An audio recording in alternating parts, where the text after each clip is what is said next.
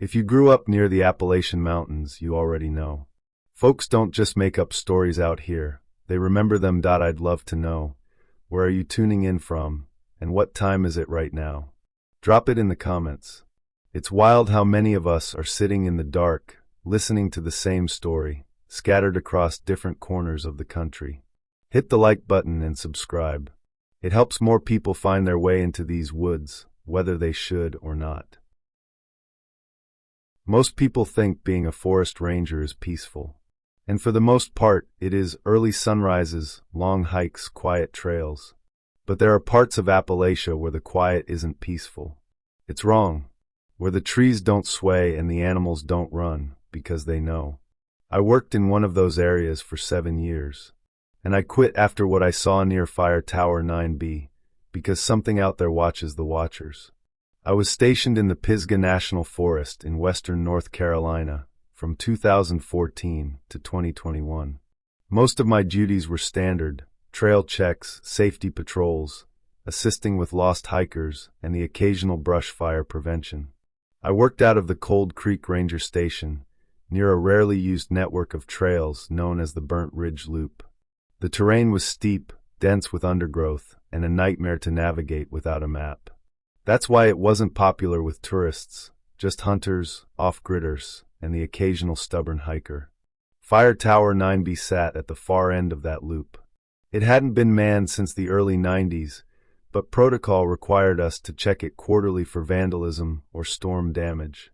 Most rangers dreaded the assignment, not because it was scary, but because it meant a full day's hike there and back, with no cell reception and rough terrain. I didn't mind it at first. It was just part of the job, until late 2020, when the tower's sensor started pinging by itself. It started with a notification on our internal radio system, motion alert triggered at Tower 9B midnight. The tower didn't have cameras, just a basic motion sensor for structural monitoring. Could have been a raccoon or heavy wind. But over the next few weeks, it triggered 3 more times, all at 12:17 a.m. I volunteered to check it out. Told myself it was probably a deer rubbing its antlers on the beams, or a loose shutter. The hike up was uneventful. Fog clung low over the valley. No birds. No sound except my boots crunching leaves. When I reached the base of the tower, something felt off. The air smelled stale, like a root cellar that hadn't been opened in years. The door at the bottom was ajar. That was odd. We always lock it after inspections. I climbed the stairs slowly. Each step groaned under my weight, but it wasn't the sound of the stairs that made me stop halfway up. It was the smell, like old meat. Wet copper. I reached the top and pushed the hatch open. The observation room was empty. But someone or something had been up there. In the dust on the floor, I saw footprints. Bare footprints. Not boots, not shoes. Just long, narrow feet with arched soles, circling the room like they'd been pacing. And in the center of the room, carved into the wood with a knife or a nail, were the words, "I watch when you don't." I left immediately. Radioed it in. My supervisor thought it was a prank, maybe a squatter. I didn't argue. But the next week, it happened again. Same motion sensor, same time. 12:17 a.m. Another ranger, Kevin, went out the next day. He came back pale. Said he found a pile of dead birds stacked neatly beside the tower door. He didn't climb up. Didn't want to. From that point on, no one volunteered to check 9B. So naturally, it became my job.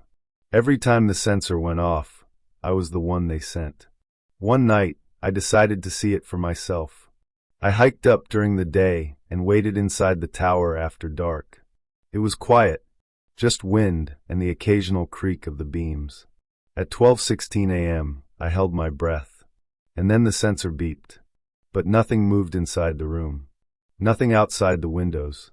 Until I noticed the shadow, not cast by me but behind me on the wall. Long, thin, crouched, and not moving with the wind. I turned, flashlight shaking in my hand. Nothing there. But when I turned back toward the stairs to leave, I saw it. A figure at the base of the tower, standing perfectly still, staring straight up at me. I froze. The flashlight beam barely reached that far down, but I could see enough. Pale skin. No clothes. Just a man, or something shaped like a man, looking up through the slats. Then it moved. Not up the stairs. Not toward the woods.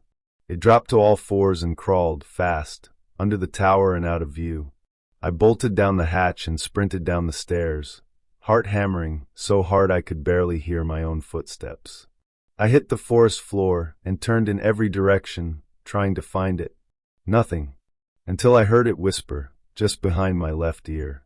"You left the door open." I turned. Nothing again. I didn't walk back. I ran the full 2 miles to the trailhead, scraping myself on branches, falling twice, barely able to breathe. I didn't tell anyone the full story. Just that I saw a trespasser, and we should probably shut down access to Tower 9B until further notice. They agreed. No one argued.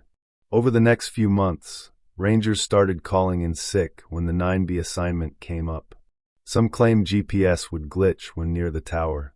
One guy said his compass spun in place for a full minute. Another reported hearing a voice say his name, his full name, in the middle of an empty trail. Things got worse. In April 2021, a trail cam snapped a photo in that region. It showed a shape blurry, but human-like, crouched in the trees during daylight. We tried to write it off. Camera malfunction. Lens flare. I quit 2 weeks later. I haven't gone back. Haven't hiked. Haven't even been in a forest since. I moved to a city, surrounded by lights, traffic, and noise, anything but silence. But here's what really made me leave. A month after I resigned, I got a plain envelope in the mail. No return address. Inside was a photo. Grainy. Black and white. It was me, sitting inside Tower 9B. Taken from outside the window. The timestamp? 12:17 a.m. And written on the back, in that same scratchy carving-style lettering. I still watch. So if you ever find yourself hiking in Appalachia and come across a trail marker labeled 9B, don't follow it. Don't look up. And for God's sake, never wait until midnight. There's a stretch of trail in the Appalachian backwoods where the trees feel wrong. You can't really explain it until you've walked there, past the last blaze mark, where the path narrows and the silence starts to breathe. We thought we were just lost, me, my cousin Tyler, and my buddy Jay, but something was with us. Not watching us. Not chasing. Following. Quietly. Deliberately. And I still don't know how we made it out. The three of us had planned this trip for months, an off-grid hike through a lesser-known section of the Appalachians near the Tennessee, North Carolina border. We weren't amateurs either. I'd done solo overnight hikes in Shenandoah, Jay had camped half the Pacific Crest, and Tyler practically lived in the woods back home in Asheville. We wanted quiet, solitude. No crowds, no cell towers, no noise. Just tents, firewood, a flask of bourbon, and the kind of silence that makes you feel like the only humans on Earth. It was supposed to be a 4-day loop, cutting across a ridged trail called Kilns Hollow, marked on older maps but not really maintained anymore. Tyler swore it was still walkable. Jay was skeptical but game. Me? I just wanted out of the city. We parked the truck at a forestry gate just past a hunting shack and followed a dirt path that hadn't seen boot prints in weeks. It was late October, crisp air, leaves turning. We should have turned back when the first marker was missing. But the sun was out, and we were laughing. That changed fast. It started the first night, at our camp just past a dry creek bed. We'd made a small fire, cooked dehydrated chili, passed around Tyler's bourbon, and crashed in our tents by 10. Around 3 a.m., I woke up to footsteps, not animal rustling, not wind snapping branches, actual footsteps. Slow, deliberate, crunch, pause, crunch. I held my breath, listening. It circled once, then nothing. Morning came, and I figured maybe one of the guys had gone out to piss, though neither admitted it. Jay even joked about forest ghosts, but his laugh was tight. Forced. Day 2, the trail narrowed. Tyler thought we'd taken a wrong turn, but kept insisting it'd loop back. The GPS wouldn't lock. We were on a slight decline, thick trees on both sides, the sun low. It was beautiful in that quiet, cathedral kind of way. But that feeling of being watched kept creeping in. And it wasn't just me. Jay started looking over his shoulder. Tyler's jokes dried up. That evening we found a weird clearing, circular, almost too perfect. No underbrush, no birds. Just tree stumps around the edge like seats. In the center, a rusted tin can full of cigarette butts and a moldy old pack of playing cards half buried in the dirt. Something about it felt used. Not old. Not abandoned. Like someone had just been there. Jay muttered, "Let's keep going." Tyler said, "No way. We've got light for maybe 20 minutes. We'll be hiking blind." So we stayed. That night, it was worse. This time, it wasn't just footsteps. Something brushed against the back of my tent, a light dragging like fingertips or branches. I called out. Jay whispered "shh" from his tent.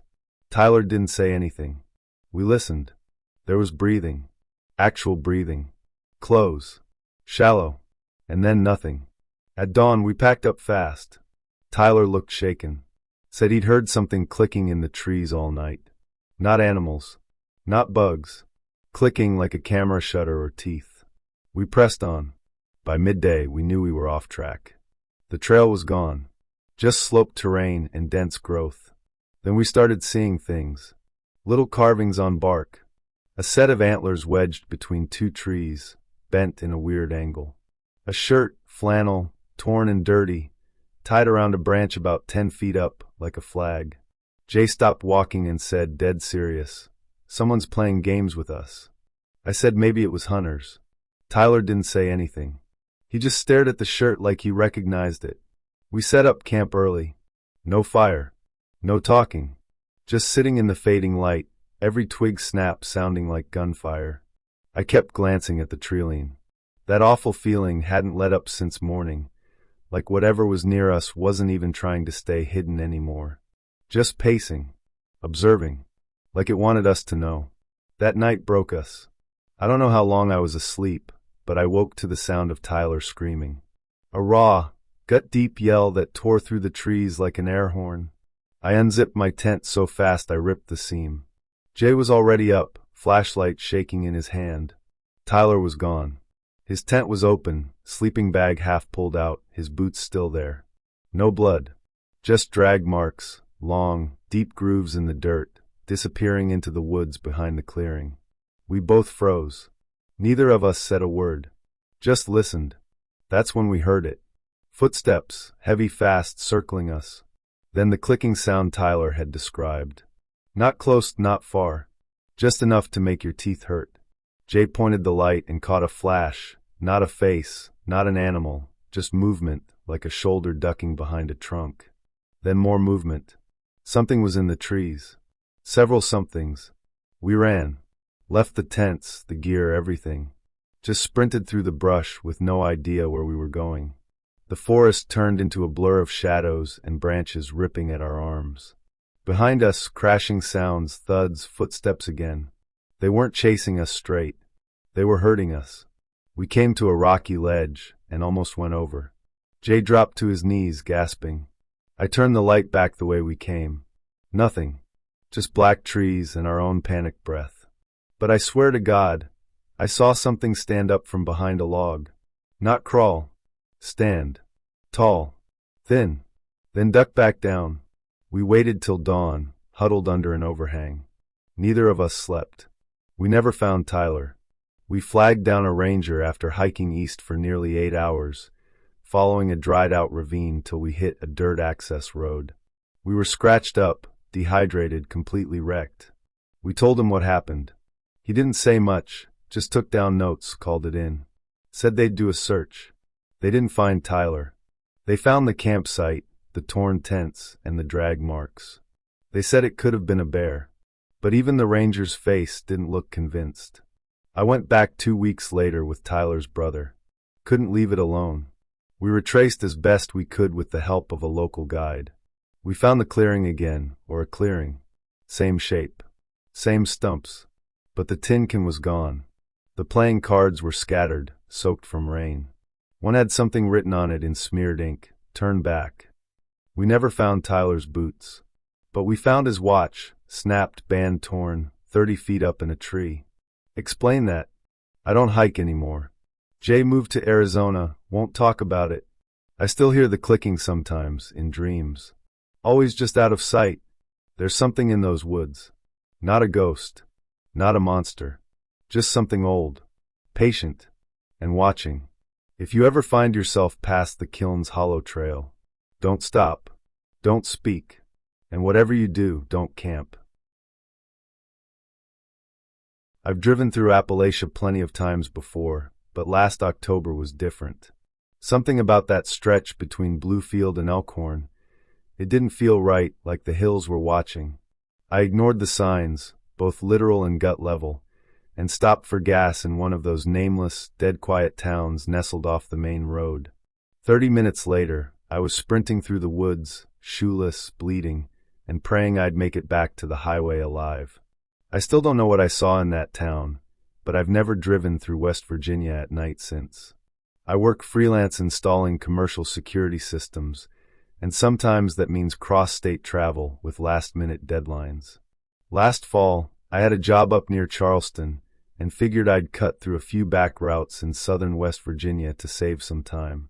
I'd done the Appalachia route before, but this time I left way too late in the day. My GPS kept rerouting me through winding two-lane highways, forest on both sides, barely any reception. Around 8:45 p.m., with fog settling low and my gas gauge dipping toward E, I spotted a faded sign on the roadside that said Fuel Plus Food, Harper's Hollow, 1 mile. The town didn't show up on Google Maps. Just a blank patch between Pineville and Welch. But I figured if it had fuel and food, it was worth the detour. The turnoff led me through a hollow so steep it felt like I was driving into the earth. Houses got fewer and darker. I passed a church with boarded-up windows and a single porch light flickering like it was stuck between on and off. That should have been my cue to turn around, but when you're low on gas in the middle of nowhere, you talk yourself into dumb decisions. The gas station had no name, just gas painted in red on the roof like someone did it with leftover barn paint. There were 2 ancient pumps and a small convenience store attached, the kind with barred windows and no branding. I pulled in and noticed there wasn't a single car in the lot, not even behind the building. But the open sign buzzed dimly in the window, so I figured someone had to be inside. I stepped out, the gravel crunching under my boots, and felt the cold immediately. It wasn't just weather, it was that strange, sour chill that makes the hair on your arms stand up. I walked into the store, and the bell above the door rang once, sharp and metallic. Inside, the lights flickered with a low hum. Shelves were dusty, half empty. No music, no radio, just silence. A middle-aged woman with thick gray hair stood behind the counter. She looked like she hadn't blinked in a while. "Pumps still work?" I asked, trying to sound casual. She stared for a beat, then nodded slowly. "Cash only," she said, voice dry and almost rehearsed. "Sure. Give me 30 on pump 1. She rang me up. No receipt, no smile. Just handed me the change with a grip that felt colder than the air outside. I left the store and started fueling up.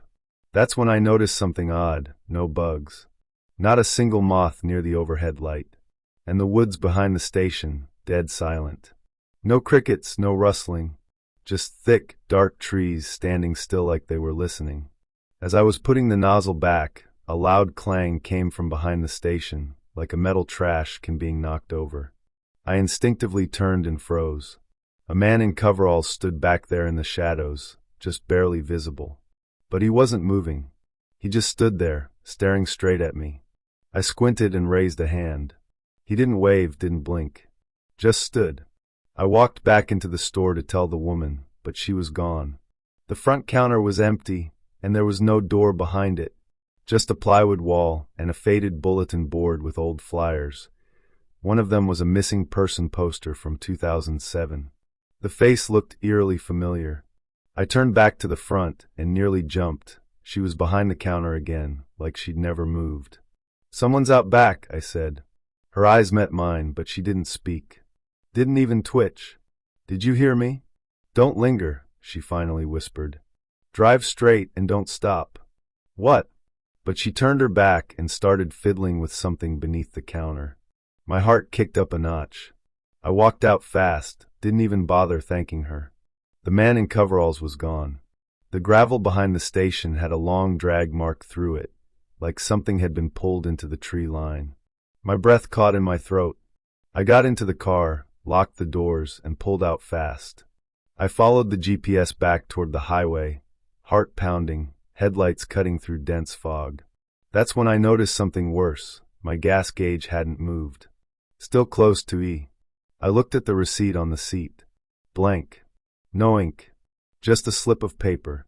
I passed the same boarded-up church again. Then the same rusted stop sign. The same broken-down truck on the shoulder. I realized I was looping. Panic took over. I pulled over to catch my breath, heart racing, and tried to reset the GPS. It showed my location blinking in the middle of a gray area. No roads, no markers, like I wasn't anywhere. I tried calling 911, but there was no signal. Just a red X and silence. That's when I saw headlights behind me. A single truck, same shape as the one I'd passed 3 times. But this time it was moving. It slowly crept toward me, no urgency, just steady like it had all the time in the world. I watched in the mirror as it rolled closer, headlights dim, no engine sound. I threw the car in gear and floored it. The truck followed. I didn't see it on the GPS. No name, no plate, no identifying features. Just matte black paint, and that same dead pace. Every turn I made, it followed. I switched off my lights at one point, cut into a side trail, and parked behind a line of trees. I killed the engine, held my breath. Minutes passed. Silence. Then a soft knock. On the driver's side window. My blood ran cold. I didn't look. I just threw the door open on the passenger side and bolted. I didn't even take my keys. Just ran straight into the trees, branches slicing my face, shoes getting sucked into the mud. I didn't care. I ran until I saw lights through the trees, bright ones, real ones. I burst out of the woods and into a brightly lit parking lot, an actual gas station, a Sheetz or something modern. I collapsed near the pumps, gasping. A young guy in a Sheetz polo came running over, asking if I was okay. I couldn't even explain. I just pointed toward the woods. "There's nothing back there," he said after walking toward the edge of the treeline. "Just highway on the other side." I borrowed a phone and called a friend to pick me up. When I went back with them the next morning to find my car, it was gone. No sign of tire tracks. No gravel, no gas station, no church. Just empty forest and a barrier blocking an overgrown road with a rusted sign. Harper's Hollow, closed to through traffic. I asked a county deputy later if he'd ever heard of the place. He just looked at me and said, "You're lucky if you don't find it." I've since looked for it on maps, message boards, even old archives. Nothing. Like it blinked out of time. But every now and then, a post shows up on backwoods travel forums. Someone asking if anyone's ever stopped in a weird no-name town off Route 52. Same setup. Same fuel sign. Same store. Same silence. They always end their story with the same warning. Don't stop in these Appalachian towns after dark. And I never will again. They all told me the hills were empty. No one's lived back there since the mine shut down, they said. But that night, on the edge of my uncle's property in rural Appalachia, I saw someone watching me from the tree line. Too still, too close, and gone the second I turned away. I thought maybe it was just a shadow or a trick of the moonlight. Until I saw it again. And again. My Uncle Jack passed away last spring, and my mom asked me to go down and help clean out his place. He lived alone in a rundown cabin in Wyoming County, West Virginia, not far from Mullins. He hadn't spoken much to the family in the last few years, but he left the house and the land to Mom in his will. I figured I'd head down for a few days, take inventory of what was worth saving, and maybe enjoy the quiet. I'd grown up visiting that cabin in the summers as a kid, but hadn't been back since I was 16. It was supposed to be peaceful, a break from the noise of D.C., and a chance to get off the grid for a little while. The cabin sat right at the base of a long stretch of forested ridges, with steep hills running up behind it. The closest neighbor was about a mile away, and there was no cell service once I turned off the main road. My first 2 days were uneventful, just dust, mold, and stacks of yellowed newspapers. But on the third night, something changed. I was outside by the old fire pit, trying to burn some of the rotted furniture, when I felt eyes on me. Not like a deer watching from the brush, but like a person, deliberate, close. I stood still for a full minute, scanning the tree-line. Nothing moved, but I knew someone was there. The next morning, I walked the perimeter of the property, just to prove to myself it was nothing. Found a few broken fences, raccoon tracks near the compost, but nothing human. Still, I couldn't shake the feeling. That night, around 11 p.m., I stepped out onto the porch and lit a cigarette. The woods were pitch black, no moon, no wind. But the feeling was back, like someone was watching from just inside the tree line. I stared into the dark for what felt like an hour. Right as I was about to go back inside, I saw it, a figure. Not moving, not doing anything, just standing at the edge of the woods, far enough that I couldn't make out a face, but close enough to tell it wasn't a tree. I stepped down off the porch and took a few steps forward. The shape didn't move. I turned to grab the flashlight off the porch, and when I turned back, gone. No sound, no rustling, just gone. I didn't sleep much that night. The following day, I found a path I hadn't remembered from childhood, a narrow trail cutting straight up the hill behind the cabin. I followed it for a while, thinking maybe it led to an old hunting stand or something Jack had built years ago. About 20 minutes up, I found the remains of a shack. It was barely standing, half a roof, a broken chair, and a rusted axe wedged into a log. There were boot prints in the dirt, fresh ones. I wasn't sure if they were mine from the day before, so I took a picture on my phone and decided to head back before it got dark. That evening, I blocked the doors with furniture. It felt silly, but something was wrong. Around 2:30 a.m., I woke up to the sound of footsteps on the porch. Slow, deliberate steps like boots on old wood. Then silence. I sat in the dark for maybe 10 minutes, listening. No knock, no voice, no movement. I peeked through the window next to the door. Nothing. Just as I was about to turn away, a shape crossed in front of the window. My heart stopped. It wasn't tall, maybe 5'8", but it moved with this weird, stiff rhythm. I ducked down, heart hammering in my ears. After a minute, I heard the steps move off the porch and back toward the woods. The next morning, I found prints in the mud by the porch. Deep ones. And they weren't mine. I called the sheriff's office on my way into town to grab more supplies and gas. Told them someone might be squatting up in the hills behind the property. The deputy I talked to, a wiry guy in his 50s, just shook his head. "Ain't nobody living back there," he said. "Not since '94 when the mine closed.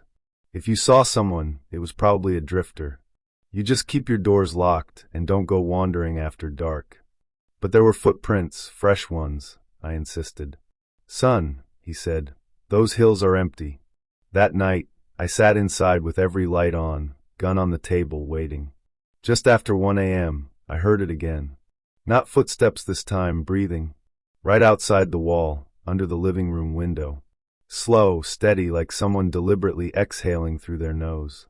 I turned off the TV, held my breath, and crept toward the window. Then came the knock. 3 times. Not loud, not angry, almost polite. I shouted, "Who's there?" but got no reply. I opened the curtain fast. No one. I opened the door, gun ready, and stepped out onto the porch. The woods looked the same, black and still.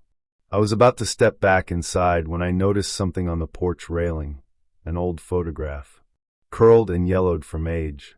It was of the cabin, my uncle's cabin, but from decades ago. Same porch, same door, but there were people in the photo. A man, a woman, and a child, standing right where I was now. The man looked just like Uncle Jack. And the child was the shape I'd seen watching me. I backed into the house, heart pounding. Sat up all night, door locked, gun in my lap. The next morning, I packed my things and got ready to leave. Before I left, I went back up to the shack one last time, needing some kind of closure. The trail was harder to find now, like the woods were swallowing it. When I reached the top, the shack was gone. Not collapsed, gone. Just an empty clearing where it used to be. The only thing left was the axe, still buried in the same log, but cleaner now. Like someone had wiped it down. On my way back down, I found something hanging from a branch near the trail. Another photograph. This one of me, standing on the porch. From 2 nights ago. I didn't stop to investigate. I ran, made it to my car, drove straight through to Charleston, and didn't stop once. That photo, no one else could have taken it. I was alone.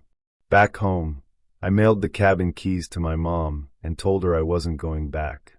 Ever. I still don't have an explanation. Maybe Uncle Jack wasn't living alone after all. Maybe he stayed out there because he couldn't leave. I don't know.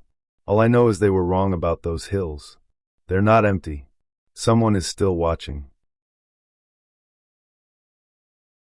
The sheriff looked me dead in the eye and said, "You didn't see anything. You understand?" I nodded, not because I agreed, but because I was too damn scared not to. What I found up in those hills near Taylor's Gap wasn't something you just forget. And whatever it was, the law didn't want it talked about. But I've kept my mouth shut for almost 10 years. I can't anymore. Back in the fall of 2014, I was working part-time with a volunteer search and rescue team based out of Jackson County, North Carolina. I was 28 at the time, former EMT, good health, used to tough hikes and backcountry calls.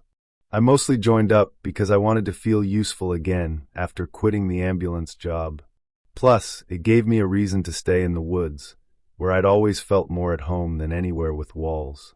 It wasn't glamorous, lots of drunk hunters, lost hikers, runaway teens. But every so often, there was a case that stuck to your ribs like wet cotton. That's what happened when a call came in about a missing man named Dallas Carter, 36, out-of-work contractor, supposedly last seen hiking solo near an abandoned ranger trail about 6 miles west of Taylor's Gap. His truck was found parked at the base of a maintenance road, keys still in the ignition, a cooler full of food in the back seat. But he never signed any trail log, and no one saw him leave. The family said he liked to get lost for a while, when life got heavy, but this time he'd been gone 3 days, and the nights were already dipping below freezing. Our team was split into 4 groups of 2. I got paired with Russell Hanks, a quiet, sharp-eyed guy from Silva who'd done SAR work for over a decade. He didn't talk much, but he was steady, someone you wanted beside you when the trees started getting too quiet.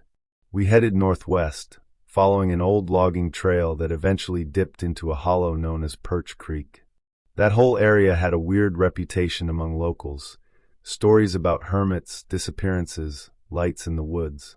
Nothing official, of course, just whispers over gas pumps and bait counters. About 2 hours in, the air started feeling heavier. Not just cooler, heavier like the pressure changed. Birds had gone quiet. Even our radios crackled and hissed until we gave up on them entirely. Russell said it was probably the terrain, but even he looked on edge. Then we found something strange, a campsite. Not Dallas's, though. This one was old. Real old. Canvas tarp nearly rotted through, rusted tin cookware, even a melted Polaroid camera half buried in the leaves. No name. No ID. Just decay. Russell took a few pictures with his phone and marked the coordinates. Said we'd let the county dig into it later. About 30 minutes past that, I saw something glinting off to our right. Thought it was a watch or maybe a metal water bottle. I pushed through the brush and stopped cold. It was a shoe. Hiking boot. Tied upright, no foot inside. Next to it was a blue fleece jacket, half covered in pine needles. And about 5 feet away, a pile of granola wrappers, a crushed plastic bottle, and an inhaler. "Dallas?" I called out. Russell didn't say a word. He was looking at the trees, not the ground. He raised a hand to hush me. I followed his eyes. About 20 yards ahead, just beyond a cluster of downed branches, stood a wooden post. Roughly carved. Almost like a totem. It was stuck into the dirt at a slight angle. Something was nailed to it. We approached slowly, 1 step at a time. It was a Polaroid. Weather-beaten, warped, but still legible. It showed a man, definitely Dallas, standing shirtless in what looked like a forest clearing, his eyes wide, almost confused. Behind him, barely visible in the background, something tall. Blurry. Human-shaped. I felt a cold ripple through my spine. Russell pulled the photo off the nail and turned it over. Someone had scrawled in black marker, "Do not look for me." We radioed it in. Static. Tried again. Still nothing. "Let's go back," Russell said. "Now." But I wasn't ready. Something told me we were close. I walked another 30 feet and found a tree that looked wrong. Scarred. Deep horizontal cuts at chest height, like something had been tied there.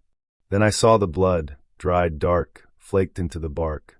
And something else, an old, splintered knife handle jammed between the roots. That's when we heard the sound. Not an animal. Not a voice. A moan. Not pained. Not scared. It sounded tired. Russell grabbed my arm. "We're leaving." "But..." "No. You don't want to see what's making that sound." Back at the trailhead, Sheriff Kinney was waiting. 2 deputies, county coroner, a guy from the Forestry Service. We showed him the photo, the site coordinates, everything. He looked through it all and said, flat as gravel, "You didn't see anything." I thought he was joking. I even laughed a little, nervous. But then he stepped closer, lowered his voice.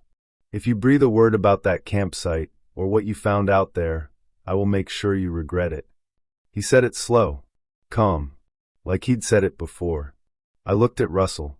He just stared at the ground. Kinney pulled me aside and added, "This isn't the first time we've had folks go missing up near Perch Creek.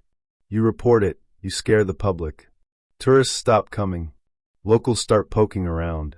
And then more people go missing. That what you want?" I didn't answer. I didn't need to. He walked away like it was settled. The next day, the official report said Dallas Carter had likely succumbed to exposure after getting disoriented. No mention of the photo, or the blood, or the sound we heard in the trees. I knew I should have spoken up. But fear's a funny thing. It doesn't just keep you quiet, it rots you from the inside. 3 weeks later, I got a call from a blocked number. It was Russell. "I'm out," he said. "Moved to Alabama. I can't sleep, man. I keep seeing that tree." I asked him if he'd told anyone. He said no. He couldn't. 2 months after that, a boy from Franklin went missing in nearly the same area. 17. Trail runner. Never found. Same sheriff handled the case. Same hush-hush ending. I kept the photo. I scanned it, emailed a copy to myself, hid the original inside a Ziploc bag under the floorboards in my cabin. Every now and then I take it out and stare at the blurry thing behind Dallas. I've tried to zoom in, enhance it. All I see are shapes that shouldn't be there. Limbs too long. Angles that don't make sense. Like something trying to look human, but not quite getting it right. I quit search and rescue not long after. Moved closer to Asheville. Started guiding beginner hikes for tourists instead. Safe stuff. 2-mile loops. Broad daylight. But every time I see a missing poster near those hills, I wonder how many people Kinney's buried in silence. How many families will never know the truth. And I wonder, if I ever do talk, really talk, will someone come for me next? Because whatever's in that forest isn't just hiding. It's being protected. And that should scare you more than anything else. When I volunteered for the Appalachian Trail Conservancy, I thought I was signing up for a few months of trail maintenance, solitude, and maybe some fresh air therapy after a rough breakup. I didn't expect to find a series of handwritten log entries tucked into a forgotten lockbox beneath an old ranger station. They weren't official reports, they were personal, almost confessional, from the volunteers who came before me. And by the time I realized what I was reading, I couldn't unsee what they'd seen. It was like stepping into someone else's nightmare, and then watching it slowly become your own. Last summer, I signed up to be a seasonal trail steward for a quiet northern section of the Appalachian Trail, somewhere between Virginia and West Virginia. It was a volunteer program. They gave me a tent, a map, basic supplies, and a week's worth of food. Every few days, I was expected to hike from one trail shelter to another, clean up trash, log any maintenance issues, and check in with hikers. It was mostly uneventful, and the solitude actually helped me get out of my own head for a while. No phone signal, no news, just the wind, the trees, and my thoughts. There was an old outpost cabin near the trail junction at Black Hollow Gap. It wasn't used for overnight stays anymore, mostly storage now, but I liked to stop there, rest a while, and go through the supply inventory. One afternoon, while organizing old trail tools, I found a rusted key taped behind a broken plank in the floorboards. It fit a small metal lockbox stuffed into the back of the bottom drawer. Inside were 6 trail volunteer notebooks, each one marked with a year between 2014 and 2020. And from the moment I opened the first one, everything started to feel wrong. The first few pages were what you'd expect: trail conditions, hiker encounters, black bear sightings. But about midway through the 2014 journal, I noticed the tone shift. One entry read, "Saw a woman off trail near mile 123. She didn't look like a hiker, too clean. Just standing still like she was waiting. Waved, but she didn't respond. When I looked again, she was gone." At first, I chalked it up to a hiker's overactive imagination. But the next notebook, from 2015, had an almost identical entry. Different volunteer, different date. "There's someone out here who's not on the maps. Woman in white, never moves, just stares. I don't think she's real." It gave me a weird feeling, but I kept reading. Over the years, the logs started including more specific references. Always near mile marker 123, always early morning or late evening. One volunteer even tried to follow her, leaving a crude drawn map with dotted lines where he thought she'd gone. "She's always just out of reach." I followed for half an hour, and she never turned around once. By the 4th notebook, things had escalated. The 2017 journal included short, frantic entries. "Heard my name whispered from the woods. Lost time. 2 hours gone. Watch stopped working. Found hair in my tent. Didn't bring anyone with me. That night, I couldn't sleep. I kept imagining the woman standing in the dark, just beyond the tree line, motionless. I told myself it was just stories, paranoia passed down by lonely hikers. Still, the next morning I skipped past mile 123 entirely and took a longer detour around the ridge. But curiosity gnawed at me. A week later, I returned to the outpost and opened the final journal, the 2021. The last entries were barely legible. The handwriting was shaky, uneven. The volunteer, named Jared, wrote about sleep paralysis and waking up to find muddy footprints around his tent. He mentioned someone following him off trail. Then on the final page, just one sentence: "She knows I read the others." That shook me more than anything. I closed the notebook and didn't return to the cabin for a few days. But the damage was done. Once I read them, I started noticing strange things too. My first incident came 3 nights later. I was camped at a shelter about 6 miles from the junction. At around 2 a.m., I woke up to the sound of soft crunching, like feet on dry leaves. I lay still, not daring to unzip the tent. The steps circled me twice, then stopped. No voices, no lights, just the heavy silence of someone standing too close for too long. In the morning, I found a single shoeless footprint in the dirt, pointed directly toward my tent flap. After that, I became paranoid. I stopped wearing earbuds while hiking. I started checking over my shoulder more often. I began marking trees with chalk to make sure I wasn't walking in circles, even though I knew the trail by heart. And worst of all, I started seeing her too.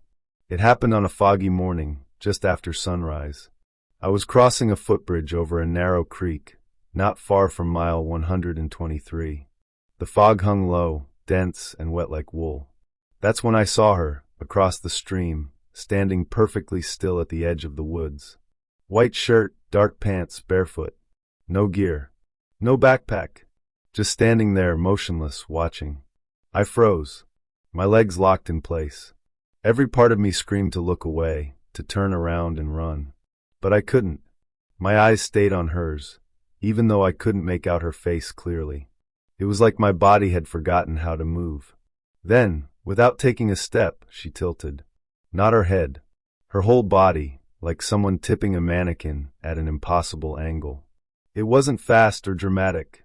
It was wrong, geometrically wrong. And in that instant, I understood what the volunteers meant. She wasn't following a trail. She was marking people. People who knew too much. I staggered back, nearly slipping on the wet wood. The moment I looked down to steady myself, the spell broke. I sprinted until my legs gave out, until the only sound I could hear was my own breath rasping like a saw in my chest. I didn't stop until I reached the ranger station down near Sky Hollow. The rangers didn't believe me. They wrote it off as trail stress or dehydration. When I asked about the notebooks, they acted like they didn't know what I meant. One even laughed and said, "People leave behind all kinds of weird crap in those old outposts." But I noticed something. When I mentioned the woman, not directly but vaguely, they went quiet. The kind of quiet that isn't about disbelief. It's about fear. I left the trail early. Didn't even collect my stipend. I packed up, hiked to the nearest road access point, and hitched a ride into town. For weeks I had dreams, her face never visible but always present. I'd wake up gasping, swearing I could smell damp leaves and cedarwood even in my apartment. It didn't fade with time. If anything, it got worse. About a month later, I got a plain envelope in the mail. No return address. Inside was a torn page from one of the trail notebooks, the one from 2018. It was an entry I hadn't seen before, in different handwriting than the rest. It simply read, "Once you notice her, she notices you. And she doesn't forget." That was it. No signature. Just that line, written in what looked like pencil smudged with dirt. I burned the page in the kitchen sink. Watched it curl into ash. But here's the part one can't explain. Last week, I moved apartments. I thought a change of scenery might help. As I unpacked the last box of trail gear, I found something that didn't belong. Tucked inside my folded sleeping bag was a single piece of white cloth, like the hem of a shirt. Dirt-stained, torn, and folded neatly like a gift. I haven't been back in the woods since, but I've started seeing her again, in places she shouldn't be. Reflected in glass, standing behind trees, in the spaces between cars when I walk home at night. She was supposed to be tied to that trail. That was the rule, wasn't it? But maybe she's not a story about the trail. Maybe the trail was just the beginning. I was just supposed to check on an old ranger outpost deep in the Appalachian backcountry. Nothing more than a formality, really. It hadn't been manned since the 90s, and the forestry office wanted updated photos before finalizing its demolition. But when I hiked up there and crossed the final ridgeline, the air got heavier. Quieter. The kind of quiet that doesn't feel empty, just watched. And by the time I stepped onto the outpost porch, I knew damn well something had never left. This happened last fall. I worked for the State Forest Service, mostly doing desk work and grant proposals, but every now and then, I get sent out into the field for what we call legacy sweeps, checking on old and used ranger sites. Most of them were abandoned decades ago due to budget cuts or isolation. My assignment was Outpost 13B, located somewhere in the stretch between Shenandoah National Park and the George Washington National Forest. According to the records, no one had logged an official report from there since 1998, though there had been a few failed attempts to reach it in the early 2000s due to landslides and trail erosion. I wasn't exactly thrilled to go. It was a 12-mile hike in with no marked trail the last 4, but I'd been behind a desk for 6 months and figured the solitude might do me good. I brought standard gear, satellite phone, 2-day food pack, and a basic med kit. The weather was clear, and I'd scheduled a check-in for the following evening. Nothing about this screamed dangerous. But in hindsight, I should have asked why everyone else had passed this one off for so long, or why no one had updated its status in over 20 years. The first part of the hike was uneventful, sunlight flickering through yellowing leaves, distant woodpeckers echoing through the hills. But once I hit the unmarked section, the forest changed. The terrain grew tangled and uneven. Wind didn't seem to pass through the trees anymore, and animal noise just stopped. No birds, no squirrels, just the crunch of my boots and the occasional creak of trees shifting. Around hour 6, I crested the final rise and saw it. Outpost 13B. It was smaller than I expected, maybe 400 square feet. A single-story log structure with moss climbing up the walls. The windows were dark. One shutter hung crooked, swinging gently in the still air. No footprints. No wildlife. Just a stagnant, lingering sense that time had stopped moving up here. I climbed the porch steps. The wood groaned under my weight, dry and brittle, but intact. I knocked out of habit, even knowing no one should be there. Then I turned the knob. Unlocked. Inside was dust, thick, undisturbed layers of it on every surface. A wood stove sat cold in the corner. The desk was cluttered with weathered paper, and a radio unit sat dead, its cord chewed through by mice. On the back wall hung a calendar from September 1998. Nothing had been touched since then. I began snapping photos with my work-issued digital camera. Interior, exterior, damage, stability. The far room had a cot, a collapsed wardrobe, and a shelf with 4 books. Nothing strange at first glance. Then I noticed the journal on the desk. It was a standard-issue Ranger logbook, green canvas cover, yellowed pages. The last entry was dated September 17, 1998. The writing was rushed, almost shaky. Heard someone knocking last night, but no one's here. Radio's still dead. Can't hike out. Creek's flooded again. Feels wrong up here. Staying armed. The entry before that one mentioned weird animal behavior. The one before that mentioned dreams. Same ones every night, of someone standing just beyond the tree line, never moving. There were dozens more, some growing more frantic. One even had the word mirror written over and over again down the entire page. I sat there for a long while flipping pages, reading his slow descent into paranoia, or maybe something worse. But the oddest part? The journal stopped abruptly. No closing note. No final entry. Just a torn corner where the next page should have been. Later, while checking the lock supply closet in the back, I found something else. A small steel panel had been unscrewed and pried off the floorboards inside the closet. Beneath it, wrapped in wax paper, were 2 undeveloped film rolls and a sealed letter addressed to next staff in. The letter was written in smudged pencil. The last line read, "If you find this, don't stay the night. Burn what's left." That's when I heard the knock. 3 soft knocks. Not on the front door, on the back wall, where the window faced the dense tree line. My heart jumped so hard I felt dizzy. I stood still, holding my breath. Another knock. Then nothing. I stepped carefully toward the back window and pulled the curtain aside. No one. Not even tracks. The soil out back was soft with decay. Anyone who'd stepped there would have left a clear imprint. But the surface was smooth, untouched. I scanned the tree line, holding the curtain back with shaking fingers, and that's when I saw something. Just for a split second. A shadow, motionless between the trees. The shape of a person, but too still. I shut the curtain fast, threw my pack over my shoulder, and started grabbing what I could.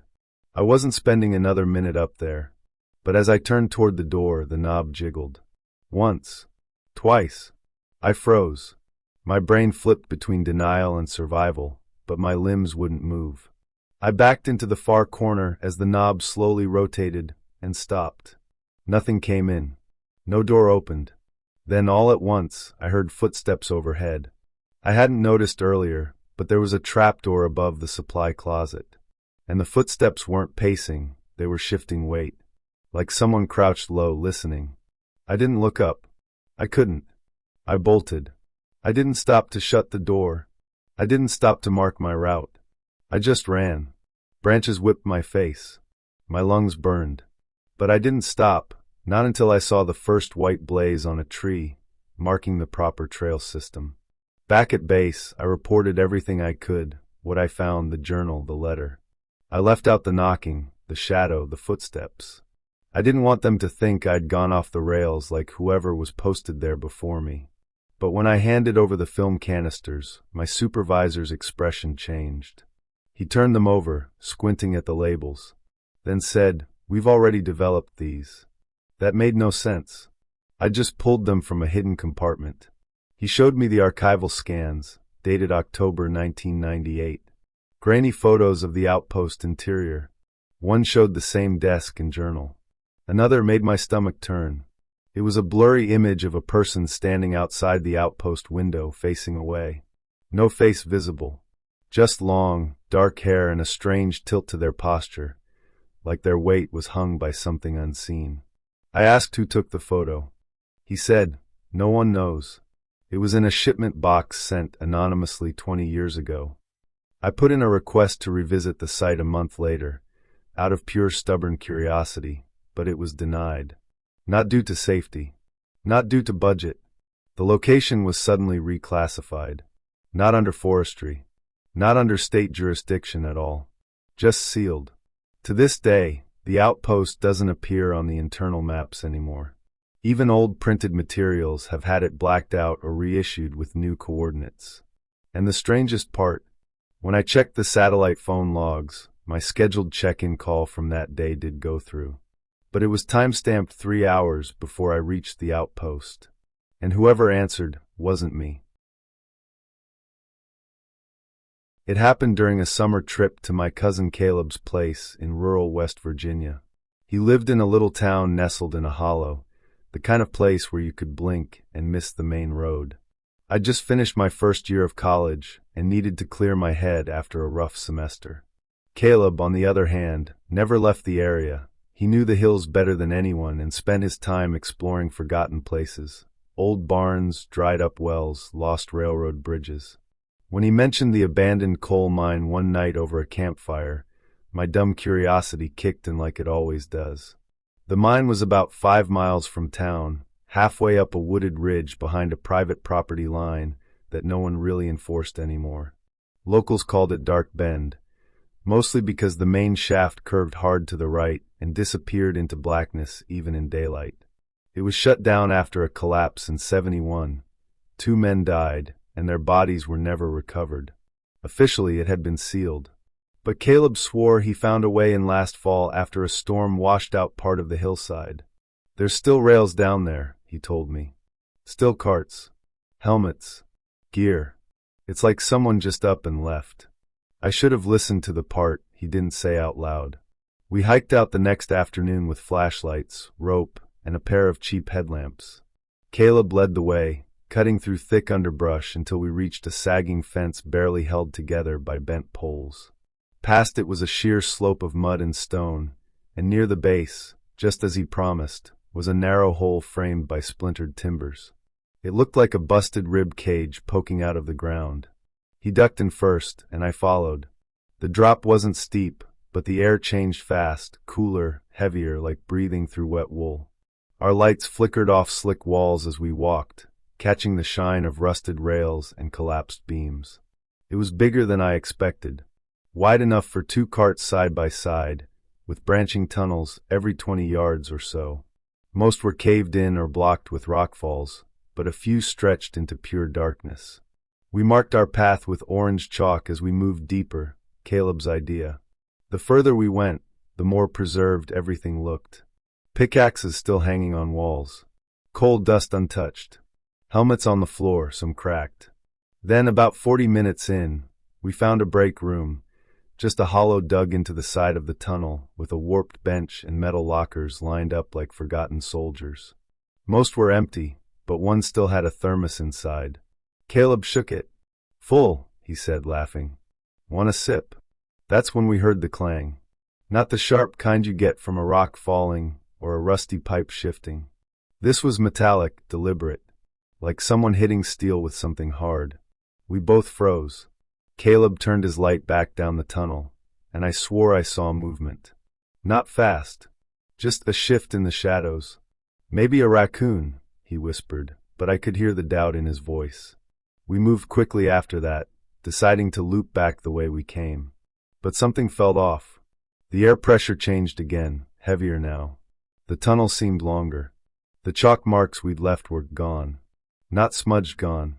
We stopped at a junction we didn't remember passing, and debated whether to keep left or right. That's when Caleb spotted the cart. It was sitting on the rails, perfectly centered. A mining cart with one wheel slightly off kilter and coal still inside. Not dust, coal. Like it had just been filled. Neither of us touched it. We didn't have to. As we backed away, the cart rocked gently on its own.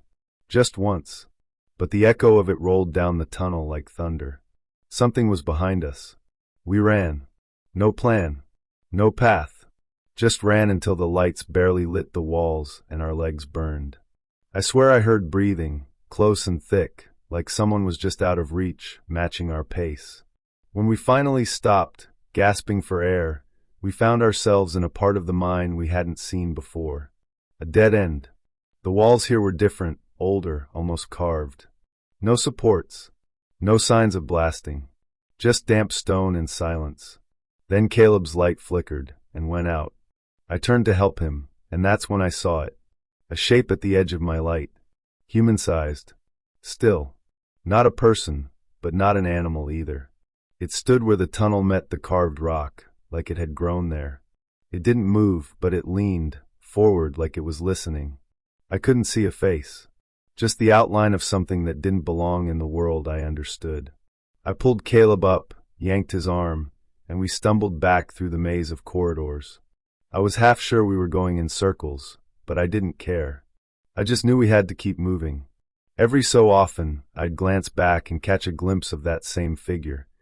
Sometimes to our side, sometimes ahead of us, like it was warping where it wanted to be. Then, out of nowhere, we saw light, real light. My headlamp caught the wood frames of the entrance tunnel. The air got cleaner. The cold let up. We didn't stop to check the path. We crawled through the collapsed opening like animals, scraping our knees, dragging packs, until we tumbled into the daylight. The mine behind us stood quiet. Still. No sounds. No shapes. Just trees swaying overhead like none of it had ever happened. We didn't talk much on the way back to the truck. Caleb looked sick, sweating pale. When we finally got to his place, he went straight to bed and didn't leave his room for 2 days. When I asked him what he saw after his light went out, he just said, "It didn't want us to know it was watching. But once you see it, it doesn't hide anymore." I went home that week. Tried to push it out of my head.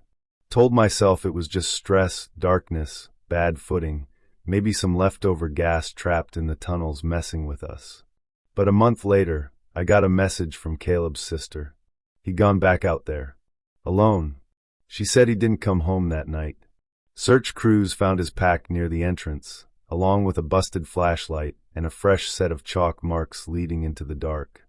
But they didn't go in far. Too unstable, they said. The weirdest part? His phone was found miles away, left on the dashboard of his truck. Unlocked. A note typed into the Notes app, unsent. There's more tunnels. Below the old ones. They were digging deeper than the records show. Someone told them to stop. Something down there told them to. No one's seen him since.